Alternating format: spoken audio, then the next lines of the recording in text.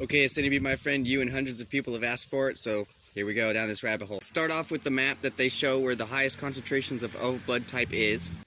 Why is this map important? Well, current geneticists actually agree that Scandinavian people or the Viking people are a source of O negative blood in an O blood type. And what they don't like to say is that the Native Americans are almost exclusively 100% O blood type.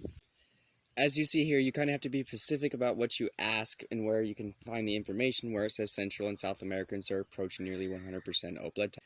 Some of this information is outdated because they've already found archaeological evidence that predates that we've been below the ice sheet before 16,000 years, but there is evidence proof that we have 15 mitochondrial DNA traits that do not match anywhere else in the world. And why is this important? Because there's a few genes that also relate to the O blood gene. When it comes to blood types, there is a matter of being a universal donor for everybody on the planet. And it relates to the Rh negative and the Rh positive incompatibility. And not only does this affect blood transfusions, this also affects pregnancy. When a woman who is Rh negative tries to have a child who is Rh positive, the child, can have problems. It is not impossible for a woman who is Rh negative to not have a child with an Rh positive person, but from then on, her body will attack it like it's a virus. There's also dietary things that matter if you're O blood type. If you are an O blood type, these are highly recommended meats to eat because they are high protein and low in fat. But if you are indigenous of North America, beef is the exception. We do not process beef very well because it is high fat.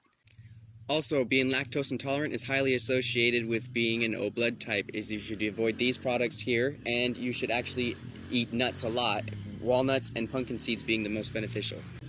There are also other genes that you should be worried about if you're O blood type. Usually, people who are not O blood type carry the ADLH2 gene or ALDO2 gene, which is carried in the mitochondrial gene, meaning the mother. And what happens when you don't carry this gene? You experience something that modern science calls facial flushing, or the Asian flush. When I've actually showed proof that only 30% of Asians don't carry this gene, when almost nearly 100% of Native Americans don't carry this gene. And we all know how genetics work and disbursements work, so that means somebody left North America not carrying the ADLH2 gene and went to Asia and mixed with Asians. There is one more very important gene that is associated with O blood type, and it allows you to resist HIV. That is the CCR5-32 gene, which, as you can see, is mostly associated with the indigenous people of Scandinavia. So how could it be possible that the land migration of the indigenous people might actually be in reverse, and it actually might be out of America and not into America? This is Pumapunka. This is actually 17,000 years old, and it's in South America. And if you want to find it interesting enough, everything that is in red right here is less than 5,000 feet deep. Kind of supports the Atlantis theory.